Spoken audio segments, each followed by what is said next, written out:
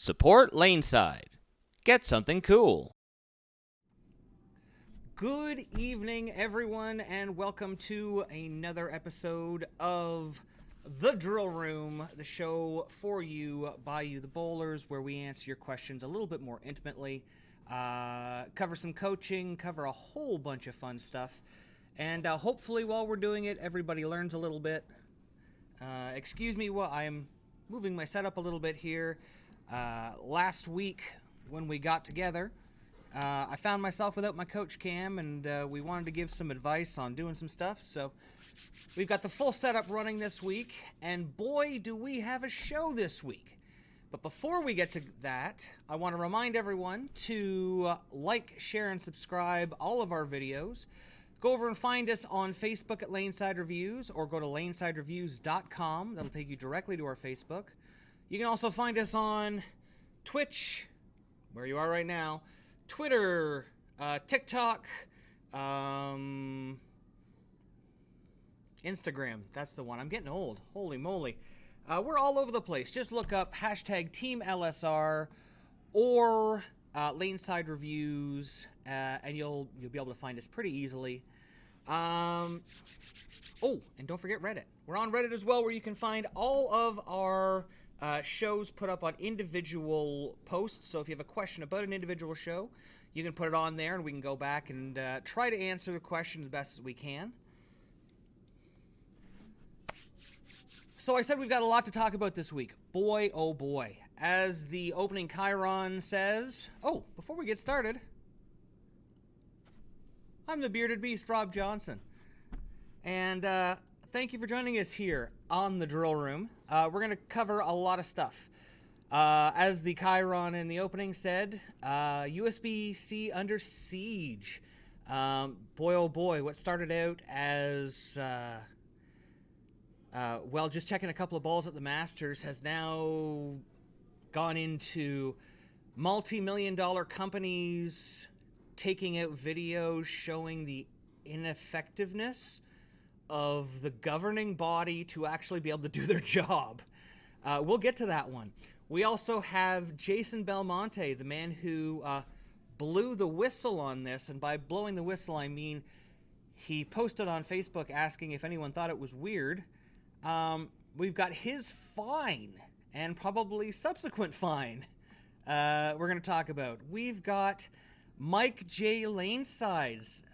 We haven't seen him on the PBA cast, the TV show, as much as we used to, but boy, he's come roaring back into the news with a hilarious Twitter/Facebook post that just shows really what's going on with the USBC right now, which is absolutely craziness. We also have new release bowling balls. We've got the PBA playoffs to talk about. We've got some balls in the drill room. We've got the camera set up for doing coaching, and it's all about you tonight. So let's get into it. So let's go to the lobby. Let's see here. Let's go to the internet. Well, first, you know what? First, before we do that,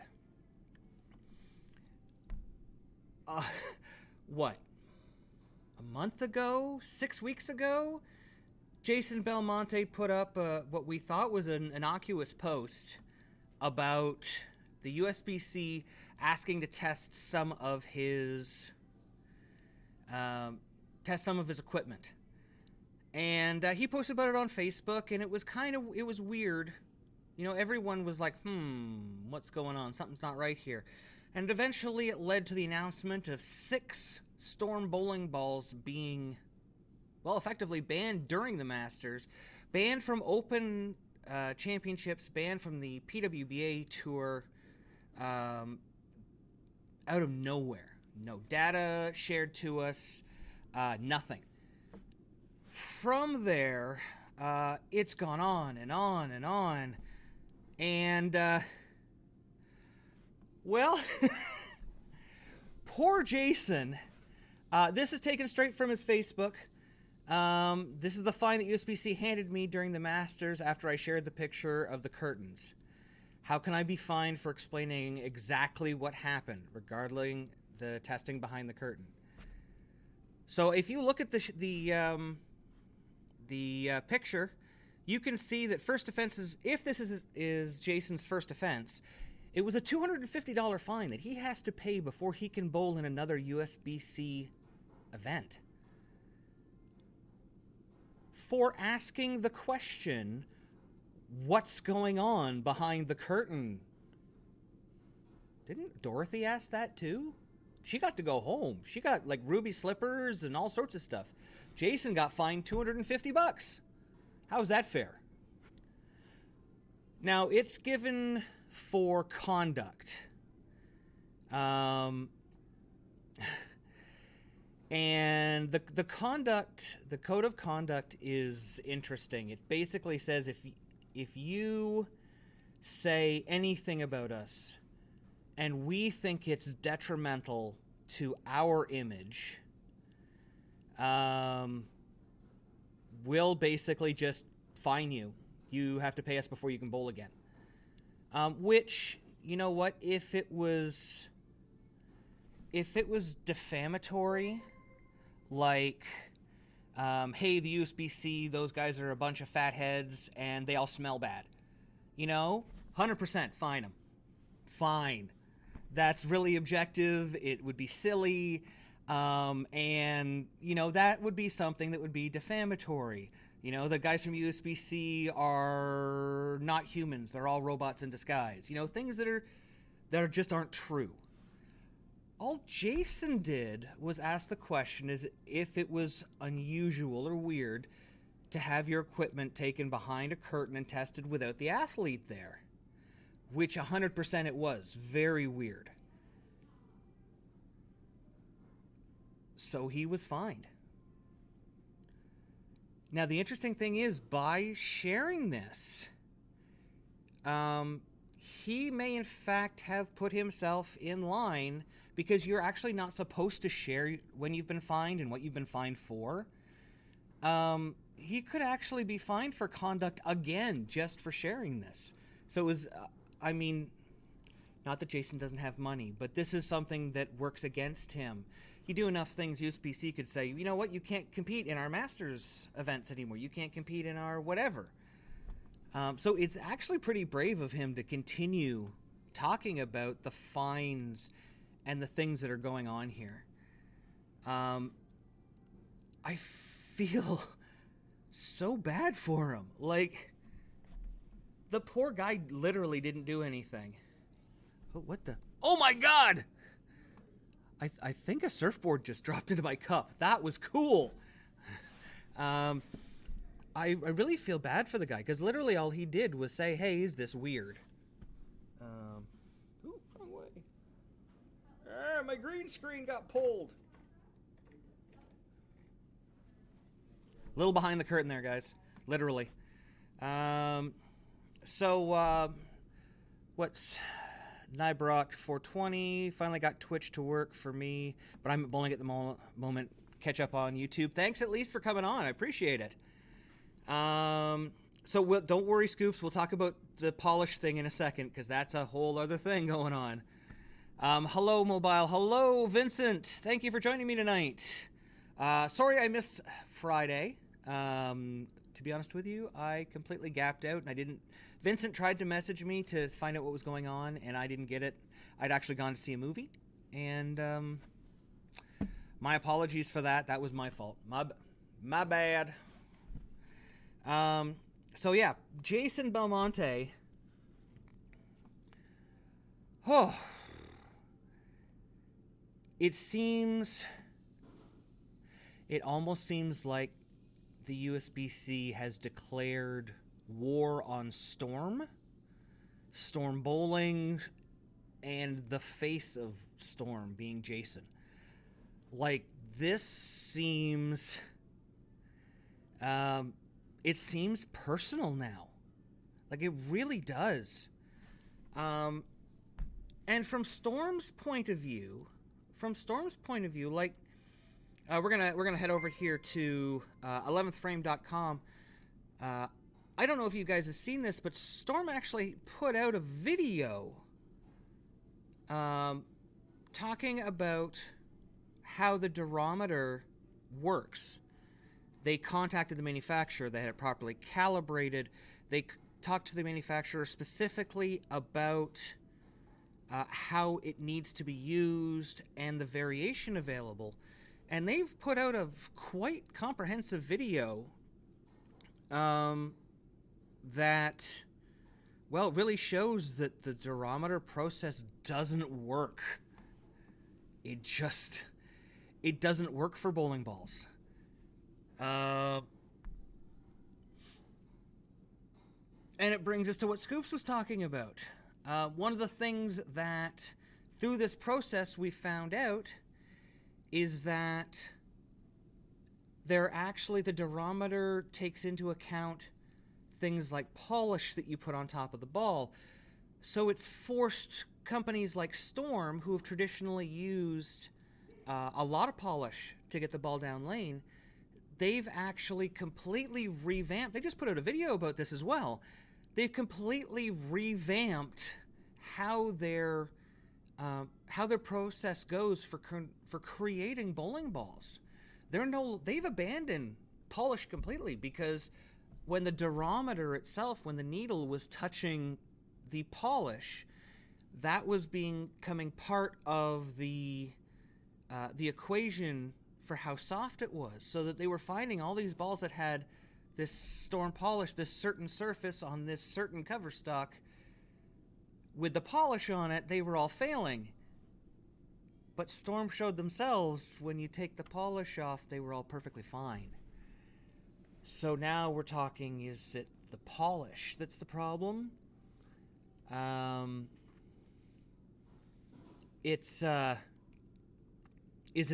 Do they even know how to use their durometers? I mean, Storm has put the challenge out there that the durometer itself is not a good way to find out how hard a ball is. There's too much variation to make it scientifically allowable, to make it accurate.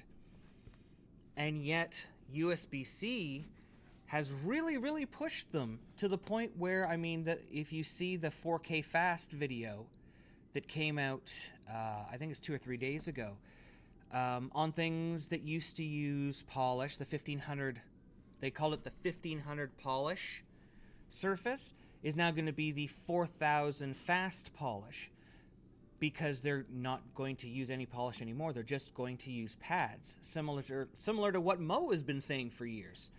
How, just use pads. So it's going to be very interesting, because does this mean that the USBC is going to start investigating polishes and compounds? Are they going to start disqualifying stuff for the surface preparation? I mean, we saw that back in the years of the bleeders, the acetone buckets, all that kind of good stuff. And how can they accurately measure it? If the durometer doesn't work, what do we have to accurately measure the hardness of these bowling balls? So the USBC's kind of opened up a can of worms here. And I'd like to thank Sean Rash for getting the ball rolling again on the hammer, getting them to test everything again, and getting the ball rolling in this whole mess. So, way to go, pal. That's just my personal opinion. That doesn't reflect anybody else, but it does seem to be how it happened. Mobile, hey. RH Garza, hey. Awesome. Glad everyone's having oh, there's another, surfer in my cup. That's amazing. I'm glad that so many people are on. Glad to see you guys are talking in the chat.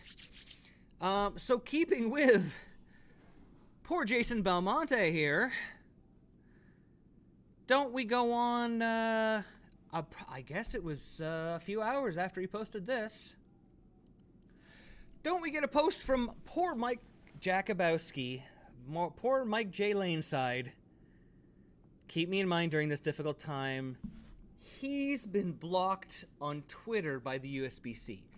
A man who is literally a bowling journalist who has been on television calling events such as USBC events is blocked from Twitter for asking questions. That does seem to be what is going on now, that it's bad to ask questions. It's not allowed. You question the almighty CAHD or CAHD, you get blocked, you get fined, you get in trouble. Honestly, it's a little flabbergasting. Do you see why I think it's coming off a little personal? Like, this is really weird. And it's going to develop more. We're seeing more videos being put out. Ron Hicklin, Creating the Difference, had put out a video about the Shore D Durometers before. He has tons and tons and tons of experience with them. I highly recommend you go check out the video that he did on the Durometers, because, I mean, he even reached out, just like Storm did, and found out how to properly calibrate them, what you need for it, and the little block to calibrate these things is like $2,500. Okay? These things don't like to be moved. They don't like heat changes. They don't like temperature changes. They don't like elevation changes. They're just not good. But it seems like everybody is angry with the USBC. I'd love to hear your guys' thoughts on this. I'd love to hear what you fans out there think.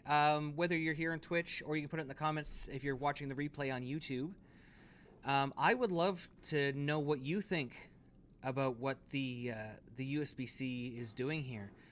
Is it time for a change at the top? Is it a time for a change in the rules? We saw just last week, we talked about Brian Voss wanting to change the rules of how bowling works, restricting equipment. One of the things I didn't talk about, because I didn't, it took a little time to percolate in my brains here. If you were to, and this is sad, a little bit sad. If you were to restrict the equipment specifications, that would basically put all of the bowling ball companies out of business, because you'd only need one company.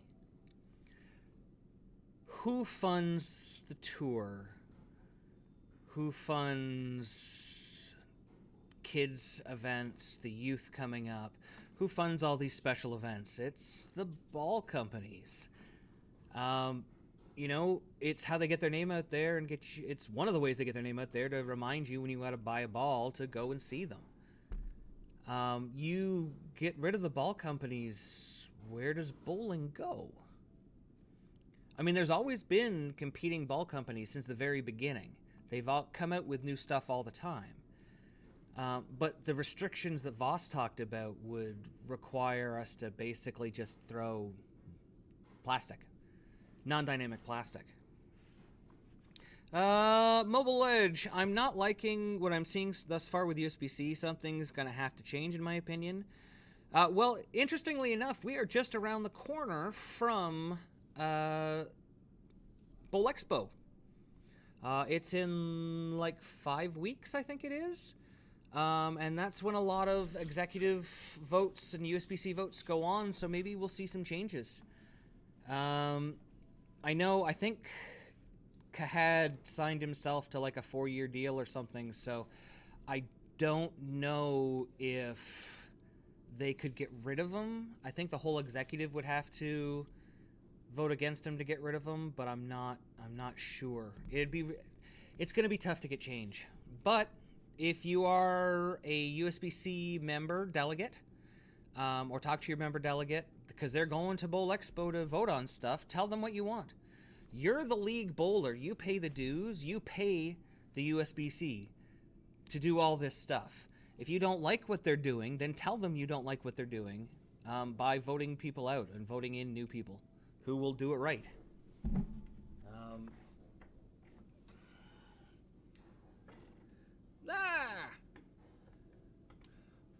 Damn you!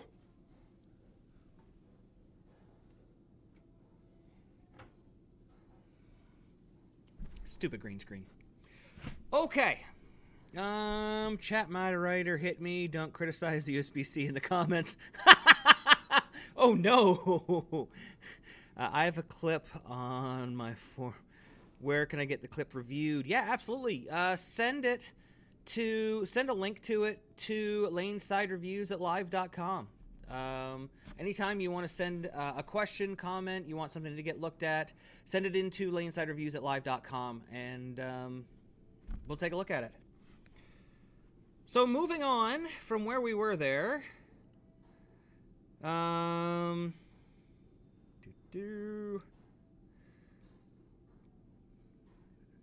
yes.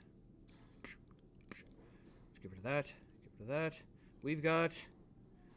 Let's see if I can do this. We need a theme song for this. It's Pro Shop Horror Stories. Pro Shop Horror Stories.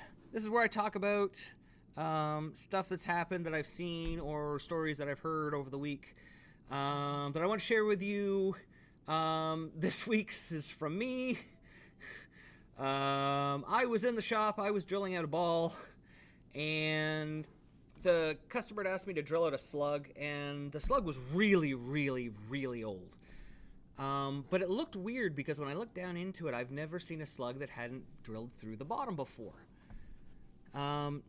And I found that quite odd. I've never seen a slug that shallow because they're not really that deep. But the person had a relatively small thumb, so I said, no problem, I'll get this drilled out. So I start drilling through it and drilling through it, and I get about 3/4 of the way down, and so I break through the bottom of it, and the insert itself drops, and I find this little green piece in here.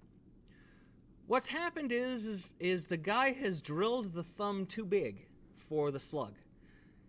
When you're drilling a slug with a little bit of depth below it, you have to make a small shelf by going to the next drill bit smaller when you go down, just so the slug has something to rest on.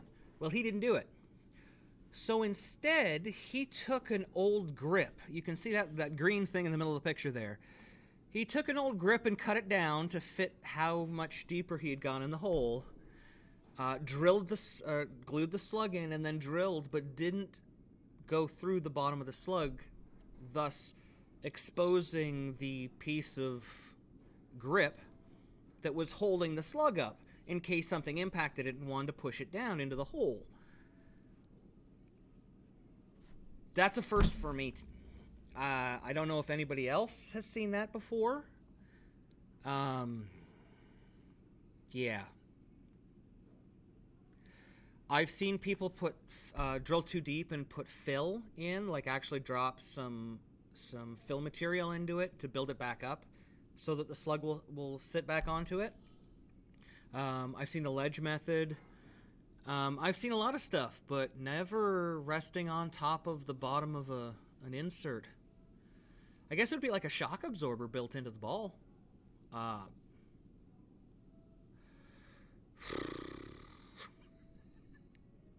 Moving on! Moving on! Back to the internet we go. And we had the PBA playoffs this past weekend. And we're through. I feel bad. These players have played so hard. And to watch them get knocked off, you can see the emotion, how much these guys want the PBA playoff. Unlike things like the Players Championship or certain events that you can just kind of go to.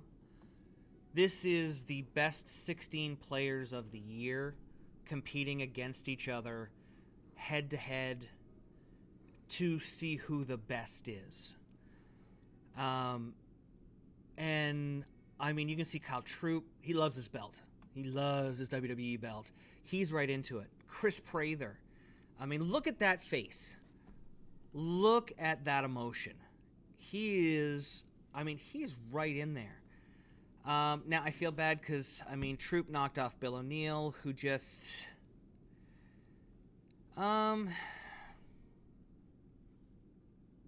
Troop run him over. Like 278, 236 isn't a bad game. 236 isn't a bad game. Bill didn't bowl bad. Troop just missed once. And then 205, 202, that was tough. That was really tough. And then same thing with Prather Barrett. Look at those scores. 279 to 248. Guy misses once. A lot of people will never shoot 279. I know that sounds weird. Because you go on Facebook and you look at everybody fig jamming, which is like, hey, look at me, I'm the best. It's F, I'm good. So fig jam. They just ask me. That's the other part. But you see everybody talking about, I shot 279, I shot 279. A lot of bowlers, I think the last time the USBC put out a thing, it was something like 60 or 70% of bowlers are under 180. So 279 is almost unfathomable. We saw 278, 279, and a 278. So two guys in 4 games. In 3 of the 4 games, they missed once. Wow. That's some good bowling. You feel bad for Dom Barrett. You average 256. You expect you're going to move on. Not when the guy averages 278 and a half. You feel bad for him. But that's the game of bowling. You feel bad as much as you hope it never happens to you. This week coming up, we got the Candyman, Sean Maldonado. We've got AJ. We've got Jesper, the Iceman cometh. And we've got TJ Tommy Jones. I wrote down some predictions, and I just want to see how I did here. Let's see how poorly I did on handicapping for bowling. Who did I pick?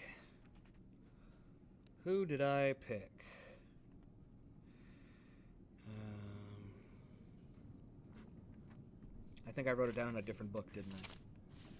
Sometimes I do that. Oh, no, here we go. So I think I picked... Anybody remember who I picked? I didn't write it down. I'm dumb. Everybody go back and tell me how I did. I think I picked Troop. I think I picked Barrett over Prather, so I lost on that one. And then for this week coming up here, we've got Sean versus AJ. If Sean's back is good, I think it'll be close. If he's still hurting, I think AJ. And I think I took TJ over the Iceman as well. I think that's who I took. But look at the emotion on these guys. It's really good to see how excited they are for bowling. I know myself, I was really worried for the sport coming back from the pandemic. Up here in Canada, we were closed for, I'd say, probably 8 or 9 months longer than the U.S. was. So it was pretty scary up here. The first couple of months, there wasn't a lot of bowling going on. However, I know I just went downstairs. We have a small Tuesday night league, about six or 8 lanes. And the rest of the house was packed, and there were people waiting for lanes. The excitement we're seeing on TV, the stuff we're seeing with Fox with the PBA playoffs is really starting to pay off in the centers. We're really starting to see bowling come back. I don't know what it's like in the U.S. because you guys weren't shut down as long, but it's really, really picking up here in Canada, which has been amazing. It's been a godsend, I'll be honest. Moving right along. Let's do this.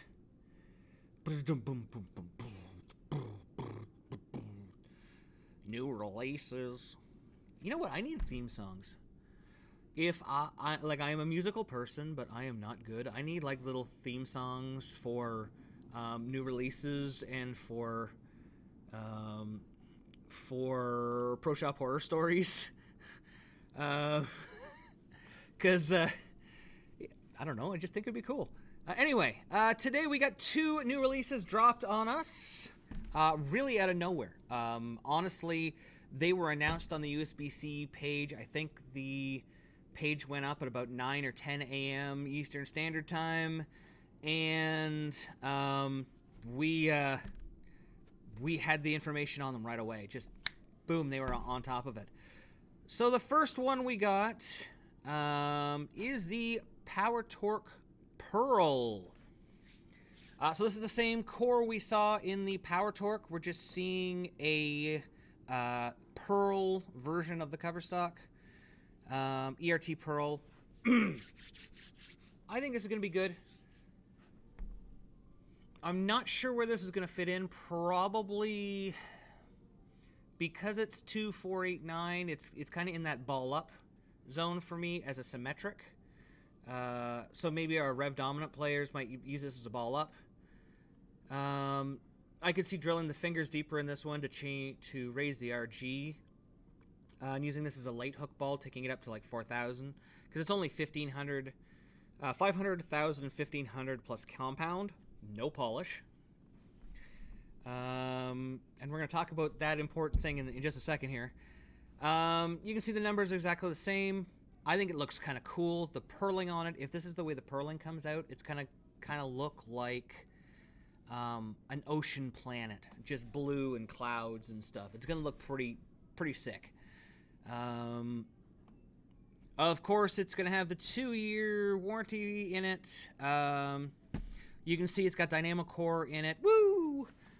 So it's going to hit a little bit harder. It's going to last a little bit longer. 500,000, 1,500 plus compound. We've definitely seen balls moving away from polish. Interesting. Now, I really like the Power Torq Solid. I threw it a lot on house shots during the summer. It was something I can kind of get left with. It was a nice big sweeping hooking motion, as opposed to like the knockout black-blue that came out that was a little cleaner, a little bit more snappy down lane, even for a solid. I guess it's because the Power Torq doesn't have any gold, those gold sparkles in it. Next up, we've got the Sneak Attack, and this one literally snuck up on us.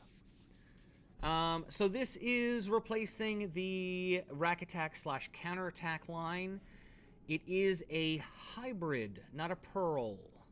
Very important, it's a hybrid, and no dynamic core. Phil, they had a quick conference call today. Phil said specifically they won't be putting any dynamic core in their kind of entry moderate price line, and that's what this is. Just because it's in that doesn't mean it doesn't have a lot of performance. This is the Sneak Attack symmetrical core, so it's a kind of new version of what we saw out of the counterattacks. No, it's not flat on one side. It just kind of looks like that for the Shadow Way. It is a true symmetric. 254036. If we go back over to our Arsenal chart here, 254036. That fits really nicely in that burn category. 0.01 RG, I'm not going to lose sleep over, and 0.01 differential, I'm not going to lose any sleep over. When that ball comes in, it's going to be drilled. We're going to use our burn layouts on it, so we can get a look at it. But interestingly, 500, 1,000, 2,000 Crown Factory polish. Phil said something very interesting. He said that this is the last of the balls with polish on the market. Everybody's moving away from polish. They are moving to surface changes, skip sanding, higher grit pads, things of that nature. So this is, I mean, we just saw the Scheme come out with a little bit of polish on it, and now we've got the Sneak Attack. And if you go back and look at videos that Mo put out, he hated polish. He was surface first, because polish, he considered that polish could be spotty. It didn't cover the ball completely, or you'd get a little bit more in one spot or the other, or it would wear more in one spot or the other, and it could create a more over-under reaction faster than surface. But Storm used it really successfully for years. So it's interesting. It's different. I too prefer surface to polish. However, I do have a polished ball in my bag. My burn ball will always have polish on it because I want to make sure that it gets down lane. Sometimes I'll use one with a slip agent in it that actually reduces hook. But this also uses the micro textured hybrid MTH. It's the meth cover stock, meth 1. Whoops. MTH1. They'll definitely call it the micro textured hybrid. It's definitely not the meth cover stock. I think it looks nice. It is a black pearl with green lettering. I can hardly wait to get this. Like I said, it's going into my bag for burn. If I go to the pro event, there's a PBA regional in Buffalo in about 3 weeks. If I go to that, I will definitely have this ball in my bag, because it's on a 40-foot Don Johnson, so it's basically a glorified house shot, so I know I'm going to need it. So those are the two new releases that were announced today. Now we are getting into Bowl Expo season, so I think we're going to start to see some of the other new releases announced. Storm is a little different than the other companies, though, because a lot of their pros get the new balls 4 to 6 months in advance of their release dates. So we may not see as many, big releases as opposed to, oh, look, this pro's throwing it, and then here's the information for it.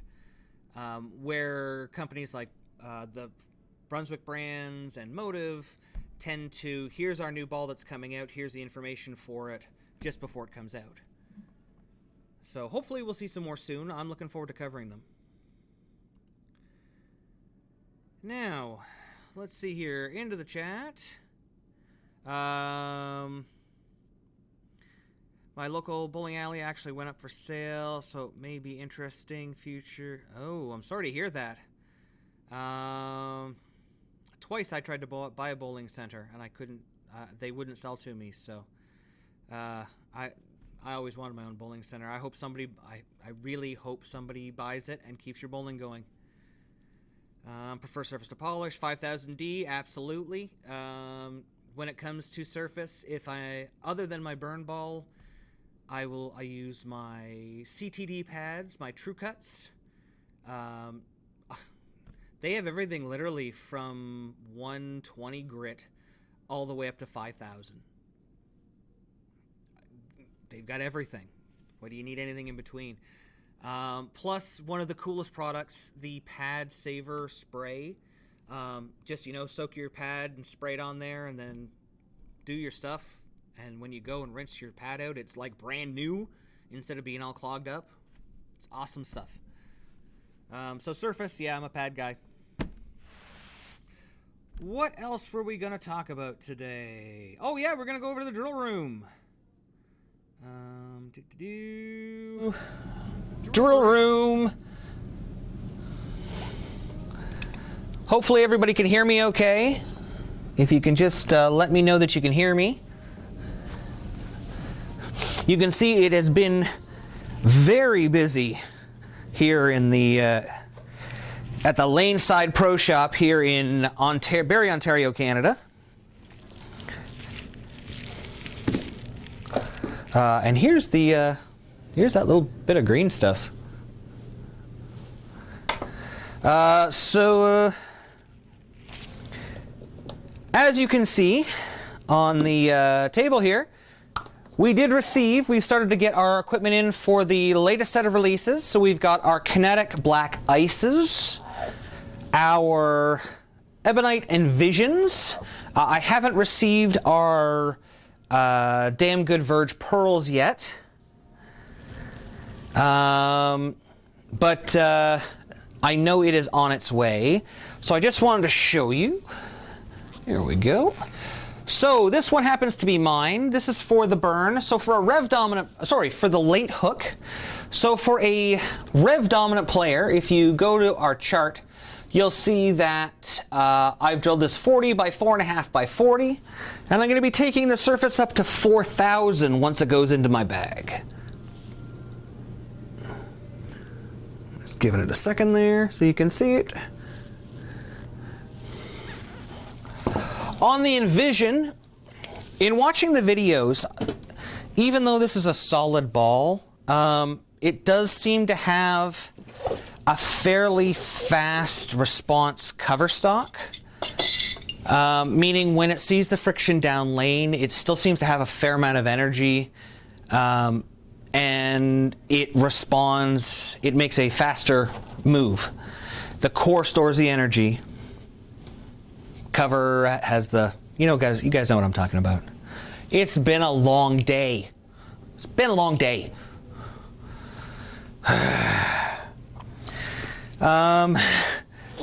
So the cover stock is pretty fast response. The core, because it's higher RG, stores its energy just a little bit longer. It seems to make it have just a little bit more pop down lane. Having said that, I think people think that this is a heavy oil ball. This actually isn't as strong as the Polaris from Ebonite. This is actually supposed to be more, a little stronger than benchmark, but not quite ball up. So what I did is I went with our late hook layout. This one here happens to be Nick's. So for him, this is 55 by 5.5 by 40. So you can see, I don't know if you can see it there.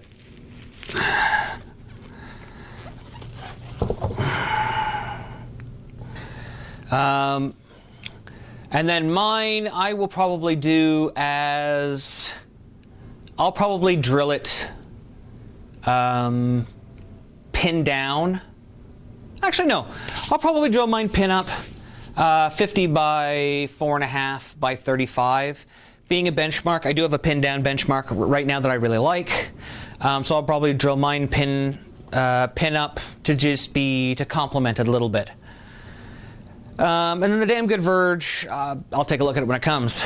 Have a couple other fun balls on the bench here. You can see I've got a Rotogrip Gem. This is for one of my customers. He is a two-handed left-hander. So we drilled this one 4 3/4 by 3.5 by 3.5 2LS. I had it converted from VLS and then drilled the 2LS version of it. So you can see the pins right here. This is a center bridge. His mass bias is down here. So ends up with about 1 3/4 ounces of thumb weight in the ball. It's going to be nice and smooth, very controllable. And then, of course, he got himself a Zen. He told me that he was told that the Zen is like the ball for two-handers. You see a lot of them throwing it, and since they can't throw the Trend 2, that would make sense. This one is 5 by 4 by 3.5, so we went with a benchmark layout on it. Just a little bit stronger. Is that a Monster Energy logo on the red ball? Where on No red ball. Oh, no.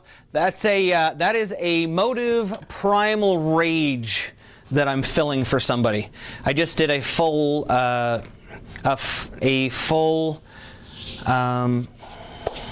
sport fitting on someone to change their track. They were a very low track player, so we wanted to bring their track up so they could use more of the cover stock.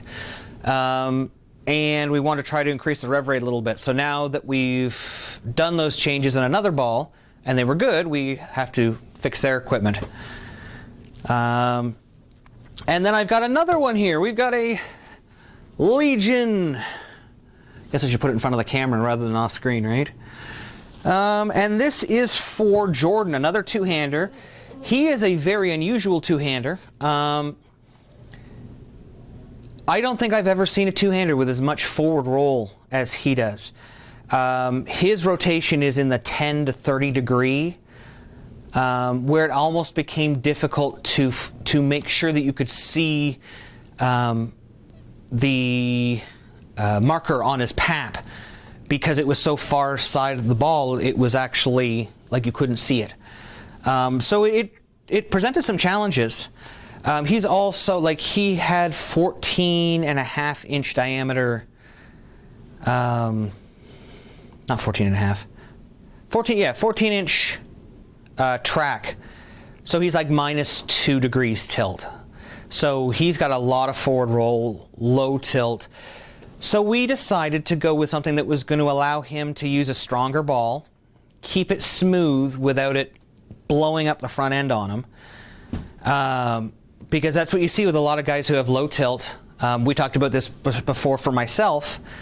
Low tilt guys, pin down stuff tends to roll awful because it's already losing tilt. So we ended up going with a layout, a 2LS layout of 2x6x5. So you can see there's this pap there. So we went with a 2-inch pin to keep it smooth, almost like a low flare layout, very similar. It's just going to have a little bit stronger. It's going to use up a little more energy, as opposed to having the mass bias here. In a low flare layout, we like to have this over in his track. We've left a little bit of performance in the ball, so that way it'll still use up some energy in the front, so it won't have as much kick down lane. Nice and smooth, it'll be super clean for him. Because when the lanes get chewed up, especially in the mid lanes for him, his ball already has no tilt, so it's just hitting and grabbing, blowing out all his energy. It's just dying. So this is stuff we got on the shelf right now.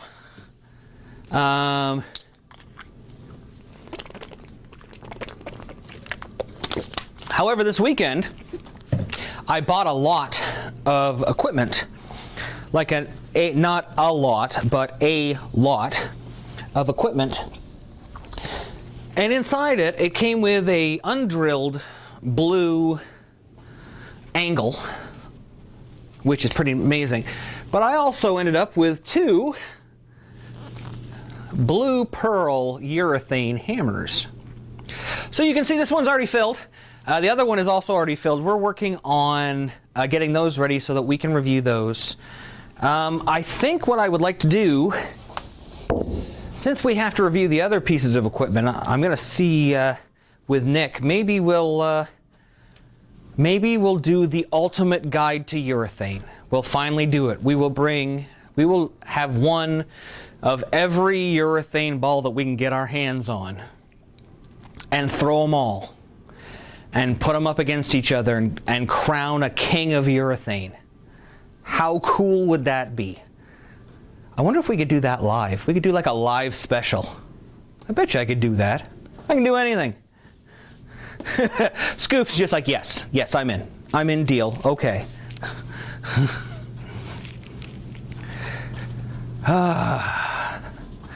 Alright, so I'm coming back around here to the computer. Boom, here I am again. Had to turn the microphone back on. Yes, I did see the new Revolt LE from Motive. I haven't been able to get the information on it yet. I know that was such a huge ball for Motive guys when the company first came out. So it'll be pretty cool to see that. All the hammers. We might actually have all the hammers. No, because we don't have a burgundy one. I think that's what we're missing. Because we've got the black, the red pearl, the blue pearl, the purple, the Black Widow. What are we missing? We don't have a Black Widow. So if any of you fans out there want to participate in the ultimate urethane showdown, if you have a urethane ball that you don't want, just send it to us, and we'll give it to Nick. We'll drill it up for Nick, and we'll do the ultimate showdown. Yes, we have the Pink Widow as well. I know we have a Stingray, a Columbia 300 Stingray C here, which is a urethane ball with a ceramic nugget in it. We also have a wine rhino, a blue rhino, a black rhino, a gray rhino. We have all the BTUs. This could be fun. This could be a lot of fun. It also could take a long time.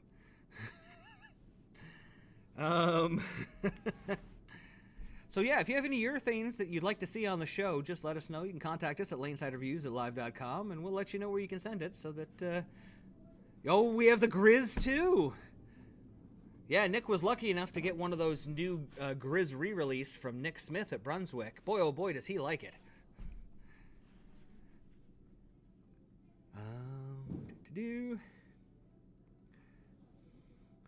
Okay. Now comes my favorite part of the show.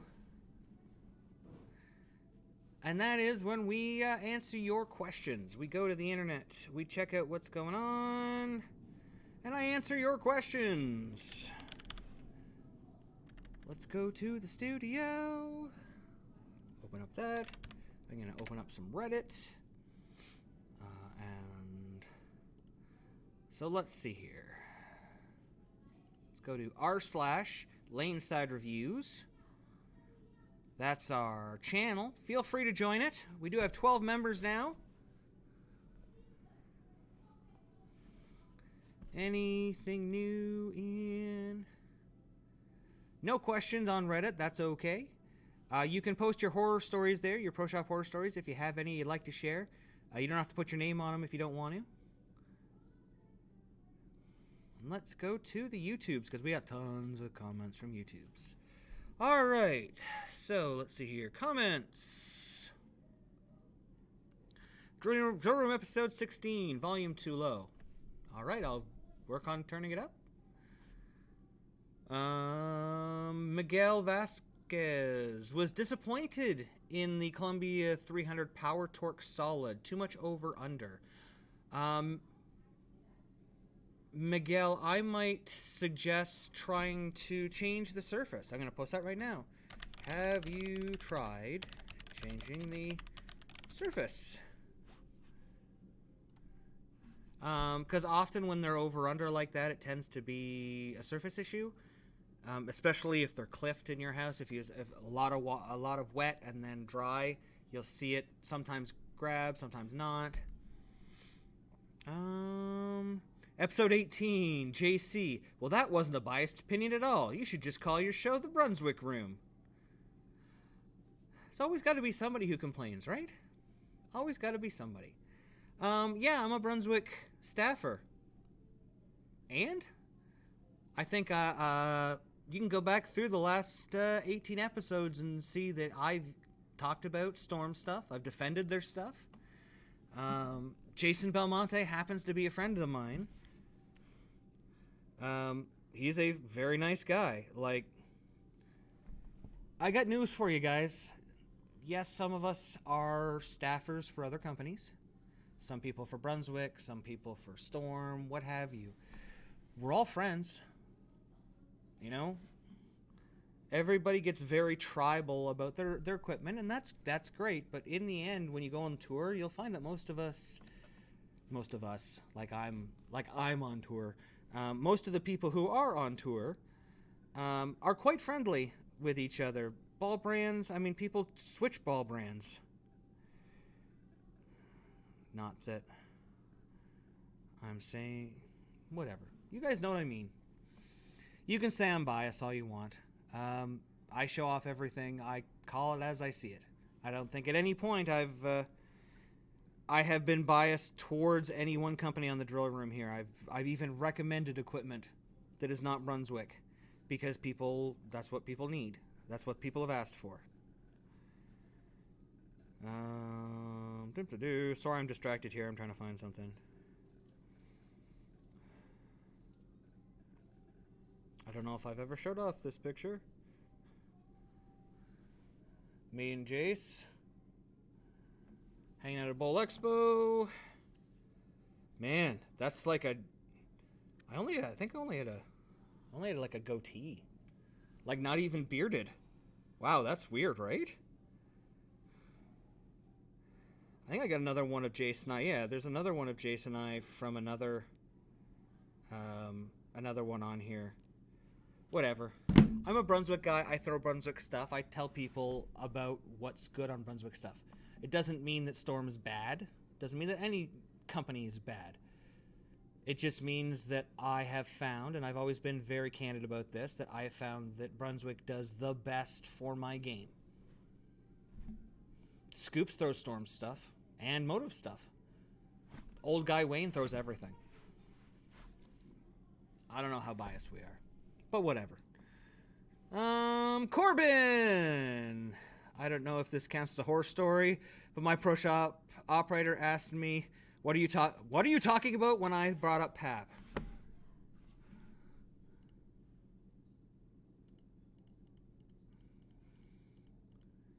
Yikes. If your pro shop operator doesn't know what you're talking about when you bring up PAP, you might want to go to a new pro shop operator. Just saying.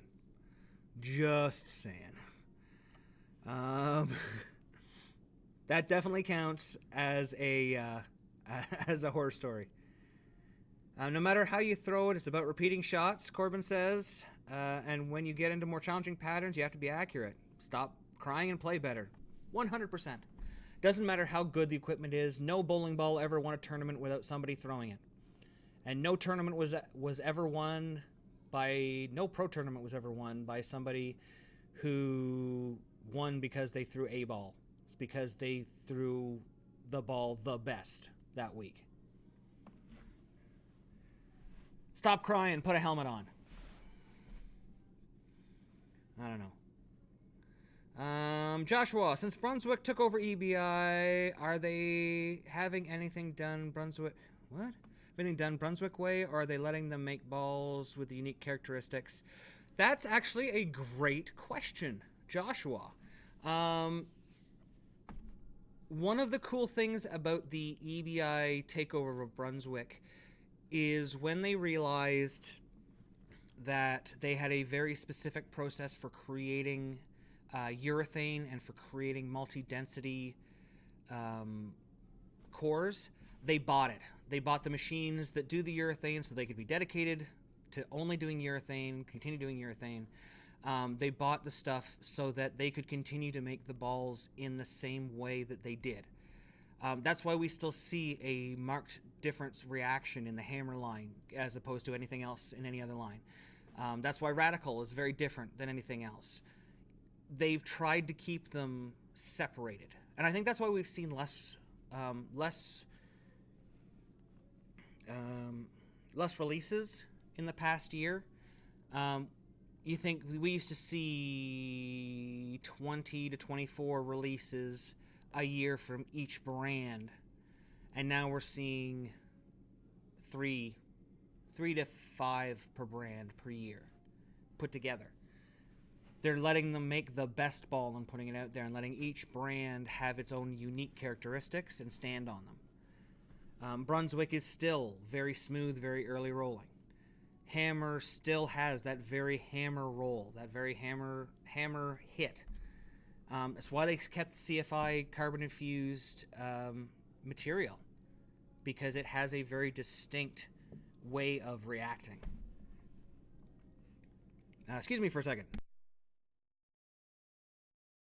Don't you hate when your throat gets dry and you gotta like make weird noises, but you don't want to do it on the thing? Sean Beck, bowling started with, I believe, a wooden ball and no holes, then one, then up to three, then one-handed, no thumb, yep, rubber to polyester to urethane. In other words, the game has evolved year after year. Yes, 100%. I will heart that, yes. This guy gets it.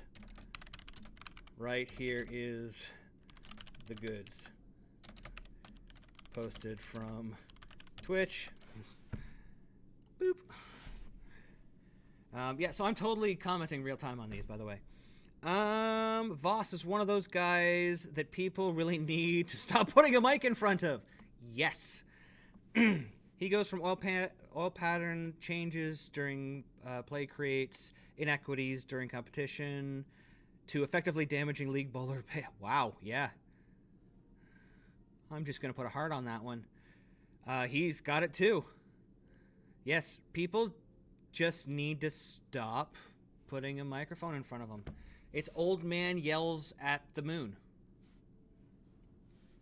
Not that, and I don't want to be deprecating towards Voss in the way to put down his accomplishments or his ability, but you have to evolve. Coaches evolve, players evolve, the game evolves. If you want to yell about what needs to stay the same, then you have to look at yourself and try to figure out, am I trying to cling to something, or is something really wrong? That's me. Pardon my French, Rob, but that Brian Voss two-handed nonsense is just a bunch of BS. That's right, Vincent. You tell him. That's awesome. Thank you, Vincent. Let's see here. Still from Drill Room 18. Love the Attitude 2 until they cracked. Yeah. Thank you. I'm glad to be back to my old self. I really like the Attitude 3 as well, the purple and silver. I've been telling Brunswick, like, over and over and over again that they have to come out with, like, that silver white that was in the Squatch Pearl and a nice, bright royal purple. That would be amazing for a cover stock again. Big Easy, really digging the Drill Room, Mr. Beast. Thank you very much. Personally, I like Mr. Voss's take on the different oil patterns on leagues. Having rotating patterns isn't that bad. It does, however, assume that the bowling center have knowledgeable people who know how to use their lane machine. I know in our local center there are probably 3 people who are allowed to change patterns on the machine because of past instances where people have screwed things up. So having 6 or 8 patterns to rotate through asks for a little bit more from the bowling center. And I like it. I like that idea, but I don't know if it's feasible, if they're willing to put that much effort into it. Because that also requires somebody to know how to program the machines, so on and so forth. Plus, I think it would be cool warm-up to give your best educated guest on the shot for that night. If it's random, that'd be pretty cool. Yeah, I actually think that would be pretty cool if it was random and you had a few. That might be interesting. Used to be in our local house. Scoops will attest to this. At Christmas, the scores used to go up going into Christmas because the lanes would get a little slicker, and the higher rev rate guys could really stay in one place, and the scores would really go up. So after Christmas, the lane pattern would always change. We'd always have something brand new.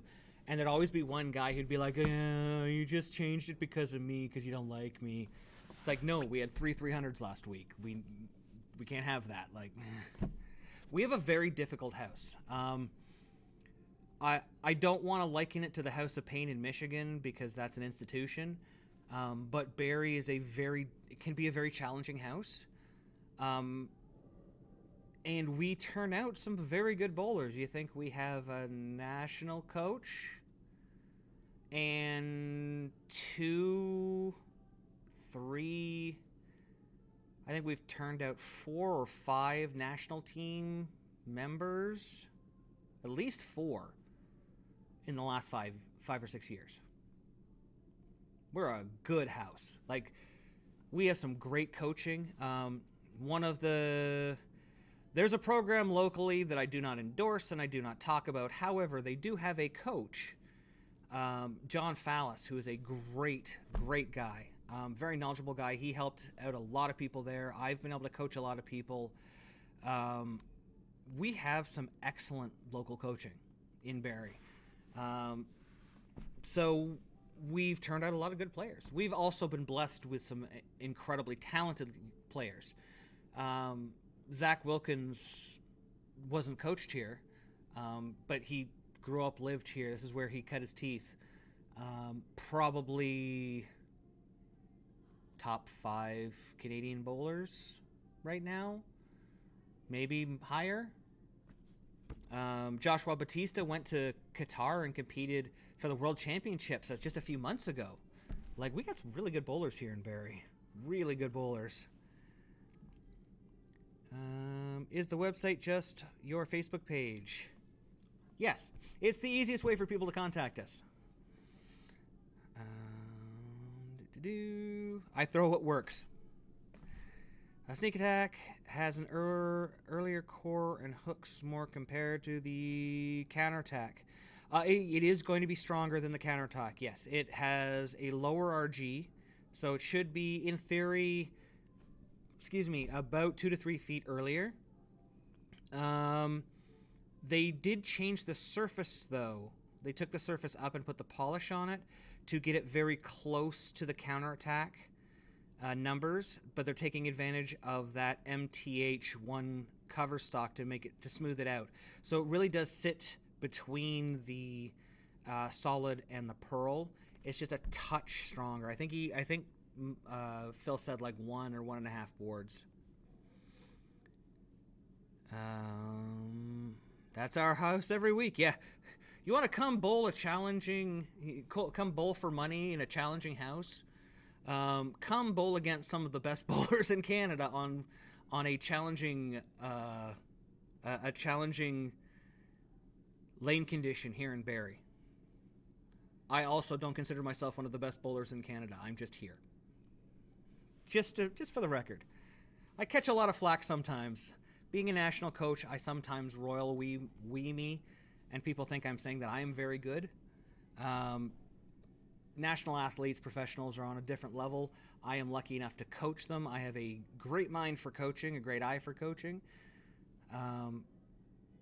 Doesn't mean that I can execute in the unfathomably good ways that pros do. They really do execute on a different level. Back to some more questions. Can we stop giving him airtime? Voss, Machuga, Robert Smith, and the others. I quite agree with Voss. It's very interesting.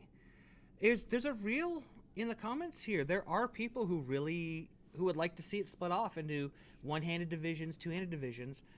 I know in bow and arrow, in shooting, they have like their open class, which is like all the cool gadgets and stuff, and then they're more refined classes where you're only allowed to have certain things. So, I mean, I guess you could have one-handed divisions, two-handed divisions, open divisions, stuff like that if you really wanted to.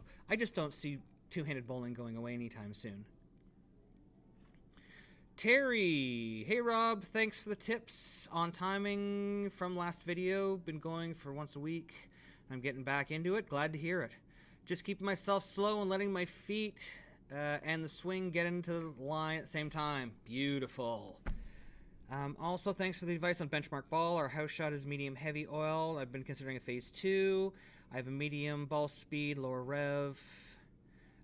If you're a storm guy, the phase 2 is their ball. It's their absolute benchmark. It's why they've continued to produce it, even though they've come out with other balls. You look at guys like Francois Lavoie, loves that ball.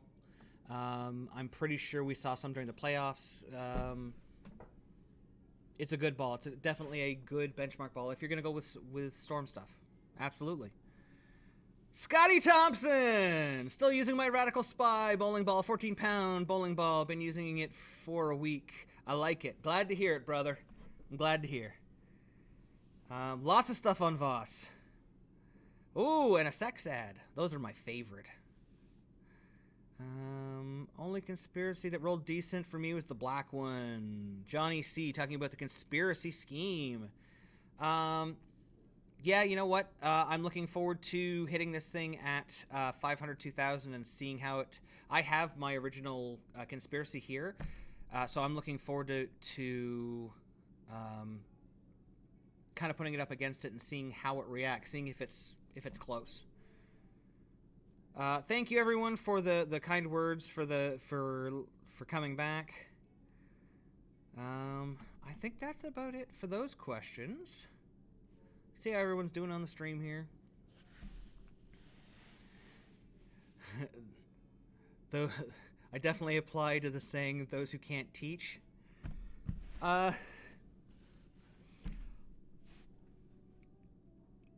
What's his name? Schlem. Chris Schlemmer, the brand manager for Rotogrip.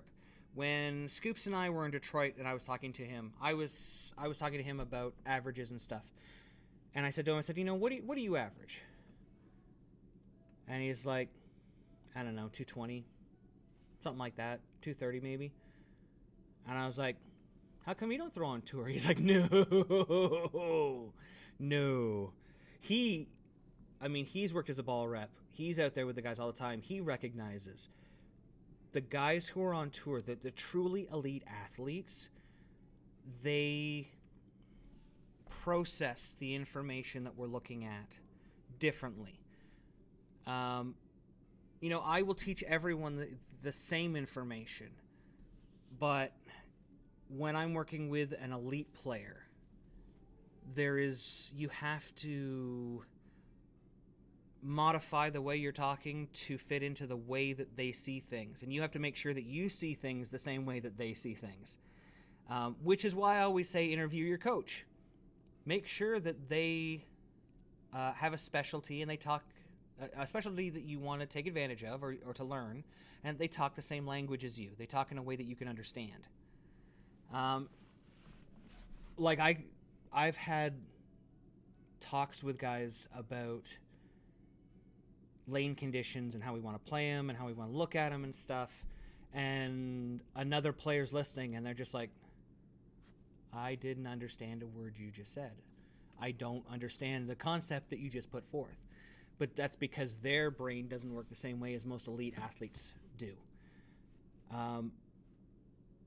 I think it was probably this year that I realized that for myself.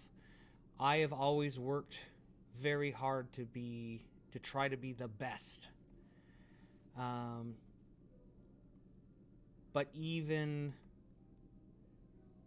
I can't perform the same way that a Francois Lavoie can. Most people will never be able to do that. The repetition, the way that he is able to do things, most people will never execute on that level. That's just taking the mental piece out of it. We can get pretty close, though. I can teach somebody every trick. I can teach somebody everything so they can understand it and they can go out and compete. But if you want to be the best in the world, if you want to be Jason Belmonte, there's only one of those. There's only one Francois Lavoie. I keep going back to him. There's only one Zach Wilkins. There's only one Norm Duke. You know, nobody else can do the things that Norm Duke can. He could teach somebody how to do them, but nobody can do them the way that he can do them. Because his brain works differently. But look at the effect that he had on Kyle and Brad. He roomed with them, and you know those conversations. Look at the outcome afterwards, how those guys bowled. Some guys can do it. I wish I could. I wish I was as good as those guys. But that's why I'm a coach. I have a uniquely tuned eye for ball motion and stuff that I can see that kind of stuff. Not saying I'm the best in the world. That's arrogant. Anyone who says that they are the best and only in the world is trying to sell you swamplands. Because we can all learn more. There's merit in some of what Voss said, just not the total package. I agree, Dead Polymers. Some stuff could be adapted. To make it much more appealing. I just think the whole package on its own is just... It's spiteful. Brooke, hey Brooke! Is the IQ'd Emerald a good substitute for the Spectre? I wanted the Spectre, but found out it was banned. I don't like the Emerald Spectre in that spot, or the Emerald IQ in that spot. Let me go to the... I'm trying to think here. Spectre's a 254050. Well, they banned the Wolverine. That would have been my next choice. High Road is going to be a little bit weaker, but definitely a good choice. The Storm High Road. Not the Pearl, but the regular High Road. You could go to the Pearl as well. That'll make it a little more angular. I'm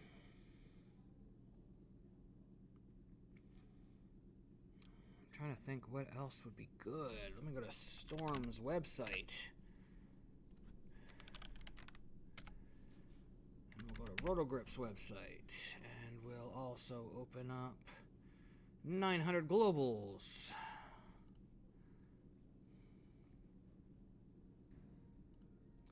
What do they suggest for the Spectre? I thought they had put out something for it.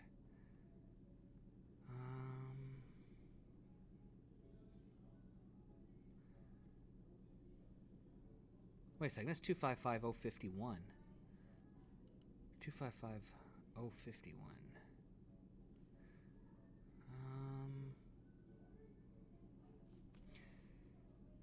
255051. That's a really good question, by the way. I think we talked about this once, and I completely have forgotten about it since then, which is bad on me. Bad on me.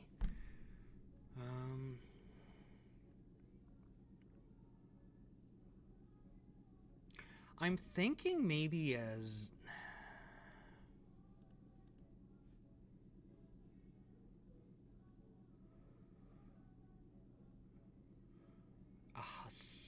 No, because the hustle is too low.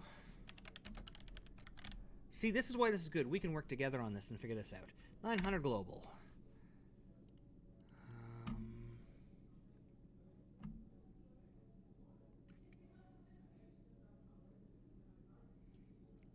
Yeah, I feel like the high road is still probably the best answer.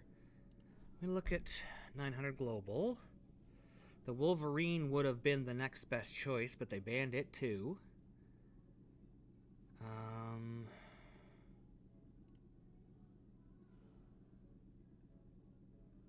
In theory,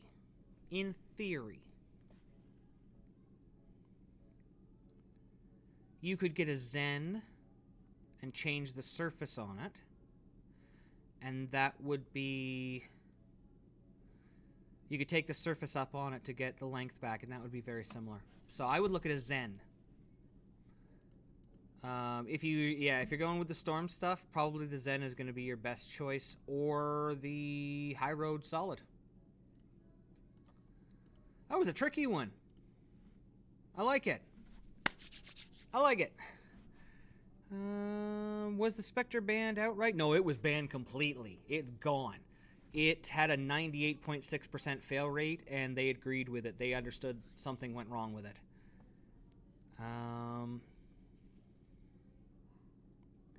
League bowlers cannot throw it at all.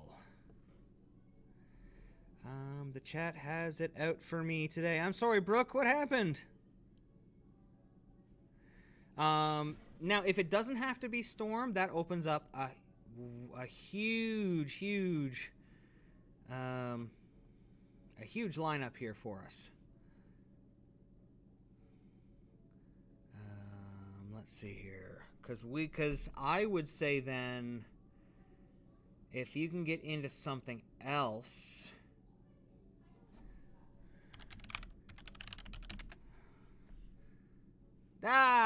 Poop.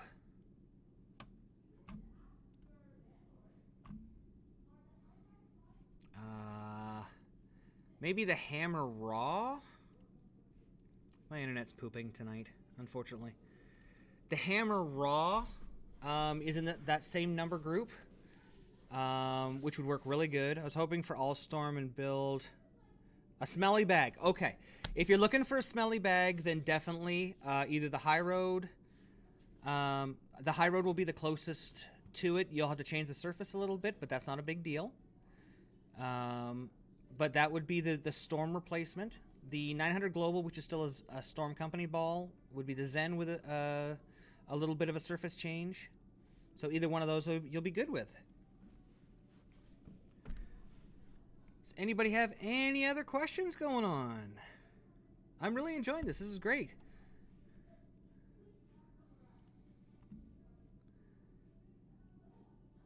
This is good. So I'll show you one of the upgrades while I'm waiting for questions to come in. Did a little wall upgrade. Bam! Move some of our stuff over so you can see some of our memorabilia. Some of our other stuff.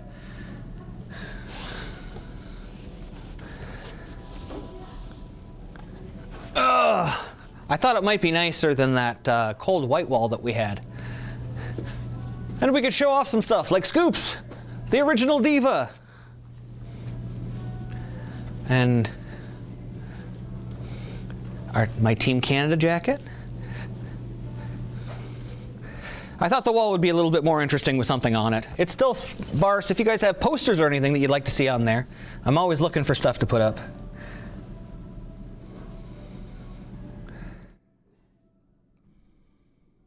All right. Well, I think we're coming to the end. Looks like everybody's gotten everything talked about this week.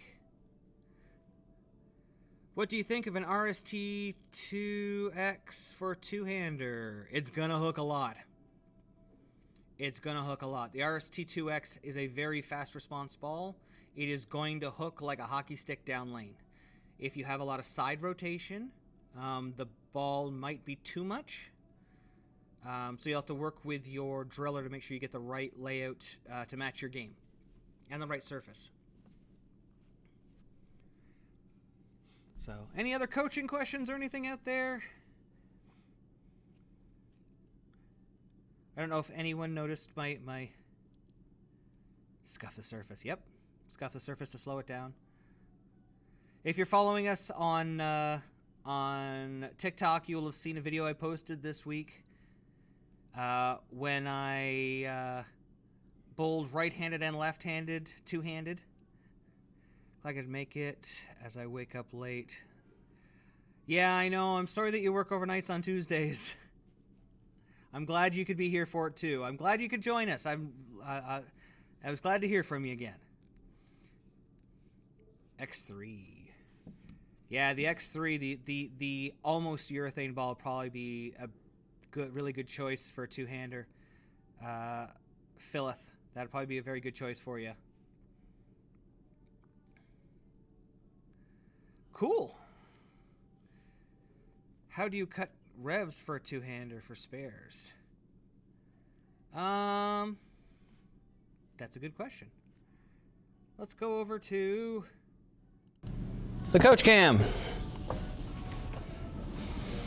Okie dokie.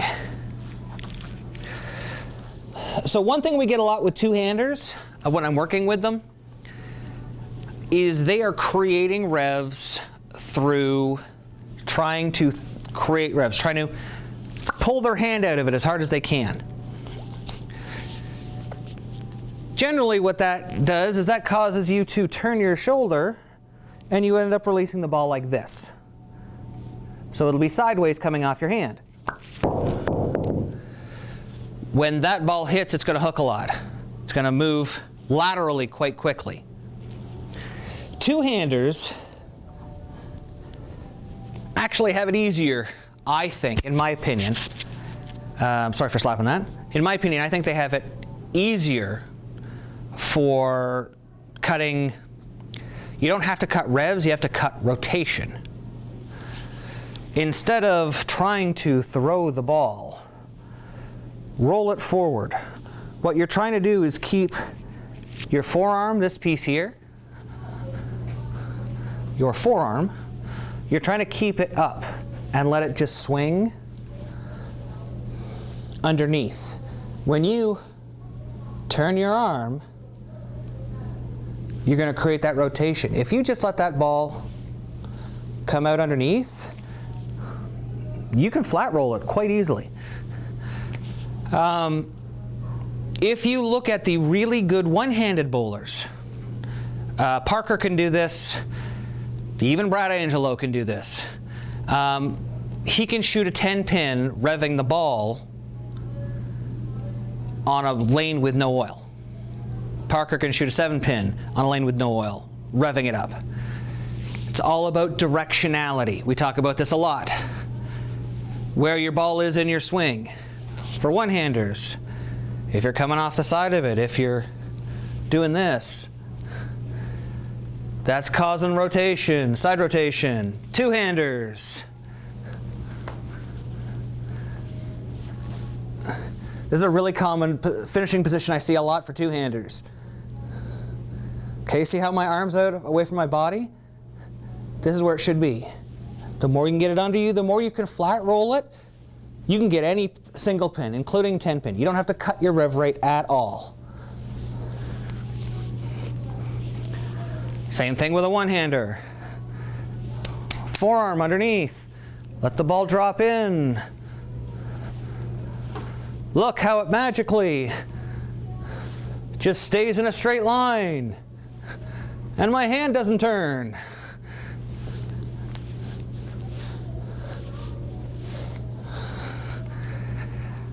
I love it when people say that one-handed principles and two-handed principles don't go together, they don't work. Because it's a bunch of poop. It's a bunch of hooey. One-handed and two-handed principles are exactly the same. It's just the method. There are slight variations on how you do it. Spare it with a lot of shine. Yes, you also use a plastic ball. Do you have any videos on YouTube about creating surface? Absolutely. If you go to Laneside Reviews, you go to our summer school ones. Let's see if I can find it here. Give me a second. Laneside. YouTube. Duh. Laneside surface.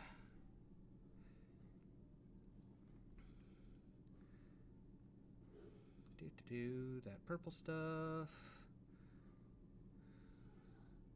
That purple stuff. Too many things on. Oop. Let's come over here. Over the Laneside page. So let's see here. Boop. Over on the Laneside page. And let's see here. Summer school. There's 2 videos on tape. One on accessory bags. This is all our summer school special. Some training tools. Surface special. Right here. So, summer of 2018, Surface Special, Summer School. If you go to the Laneside page. Hey everybody, and welcome to another edition of Laneside Review. Wow. Wow, look at that guy. In the old shop. In the old studio. Wow. That's a blast from the past. Yes, there's definitely some stuff there. If you look in our summer school special, we have a lot of videos for that kind of stuff. What else do we have in the summer school videos? We got one on pants, on my loudmouth golf pants. Love those pants.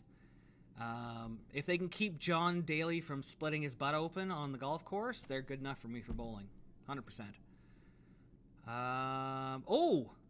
For those of you who've asked, we have a great video on kinesiology tape on which ones are the best.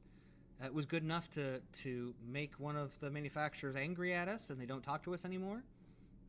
Oh well, because we said that they were the best. Whew. Oh, hey! All sorts of good stuff. All right. Anyway, I'm babbling on here. I'm just babbling on. What else do we got?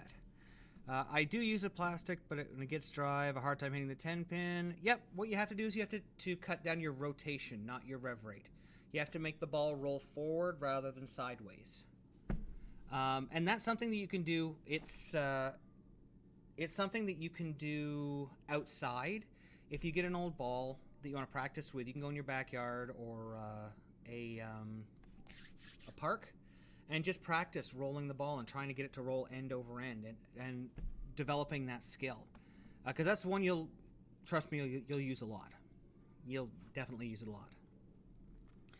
Thanks, I do appreciate it. Hey, no problem, Brooke. Glad to help.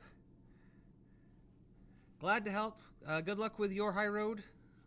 Let us know how it works for you. But that brings us to 9:30, which is about an hour and a half of streaming here. So I'm going to cut it for tonight. Once again, I want to thank everyone for joining us.